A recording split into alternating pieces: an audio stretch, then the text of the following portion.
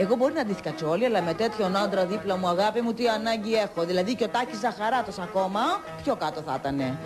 Αφού έκανε φοβερή σιλουέτα, είπα να κοιτάξω και λίγο την εμφάνισή μου και ντύθηκα ανεμόμυλος, γιατί το κλάς, αγάπη μου, ή το έχεις ή δεν το έχεις. Και εγώ το έχω, καρατσεκαρισμένο.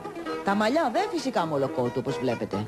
Και μια καραβλαχάρα στα μεγάλα σαλόνια. Μα από ντρίλι η καμπαρντίνα και από κάτω ότι περίσσεψε ένα κομμάτι βελούδα από τον Παυλοντίβανο το έβαλε. Αχ, το βρακί μου, το βρακί μου. Κάποιος μου κλέψε το βρακί μου. Αν δεν το βρείτε, τώρα γυρίζω στο χωριό μου. Φύγε βλάχα που δεν έχεις ούτε βρακί, γιατί εγώ είμαι ντανάρα. Α, αυτή είναι πιο ωραία. Όπως βλέπετε, έχει και μια κουνελουρά στον αστράγαλο. Μαμά, φοβάμαι, λέει τώρα ο άντρας, ο προηγούμενος. Άμα παντρευτώ μια από αυτές τις δυο, λες να τις τρώω? Τι, μια φορά θα τις φάω και τέλειως. Α, πες τα μου να ησυχάσω. Κοίτα τα ζώα, οι κτηνάρες, οι ανεδέστατες που μου θέλουνε και πασαρέλα. Που αυτή τη χοντρέλο η καφετζού της ίδια να της το έλεγε πριν από λίγα χρόνια ότι θα γινότανε μοντέλα, θα την πλάκωνε στο ξύλο, δεν θα την πίστευε. Γιατί θα την πίστευε τούτη εδώ η νέα γουινέα, με τον κουτί της σοκολάτας στο χέρι και το παλτό το μουντό μοντελάκι. Που τι να τον κάνει η αράπο τον παλτό στη νέα γουινέα, έστω και αν είναι το μόνο της ρούχο, δεν θα τον φορέσει, θα σκάσει. Στο μεταξύ, όπως βλέπετε, έχουν τον ασημάζευτο οι κτηνάρες.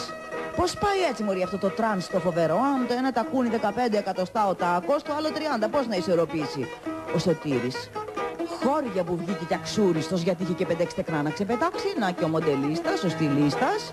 Η πικραμένη λούγκρα με μία αλύρ όλο κλωτσιέ στον κόλλο από πάνω. Α, μια στραβοκάνα που έρχεται με λίγο σάνιτα σφόιλ και το γνωστό κονικλοτροφείο στον εγκέφαλο, καπάκι. Μπρος πίσω πάει και έρχεται και ησυχασμό δεν έχει. Η μπασικλασαρία μορτή είναι τούτο εδώ, τα καλυστία του Κοφινιώτη. Η ανάδειξη για τη Μις Δαφνή. Α, μου τζοπιάσιμο, πρόσεχε ρε τη φίλη πάνω μου έπεσε. Σκυλή, σκυλή του πολέμου. Μια φορά είπα να ντυθώ κι εγώ, κυρία. Και λυμφατικά η οχρομπλάντα, η οποία κρυώνει απεριόριστα εκεί μέσα, όπως τη βλέπετε. Έχει πάρει και 5 βάλη μου, είναι και λίγο χαπακωμένη. Και τώρα έρχεται ο καλύτερος μοντέλος, η Μις Δαφνή, με ένα γουνάκι όλος κόκκινος από πάνω, αλλά σε γαλάζια τίβαινο που αναδεικνύει τις εξαίσιες γραμμές του κορμιού της. Γιούχα, ακούω, όποιος δεν με θέλει είναι λούγκρα. Να μου την ατυχία μου.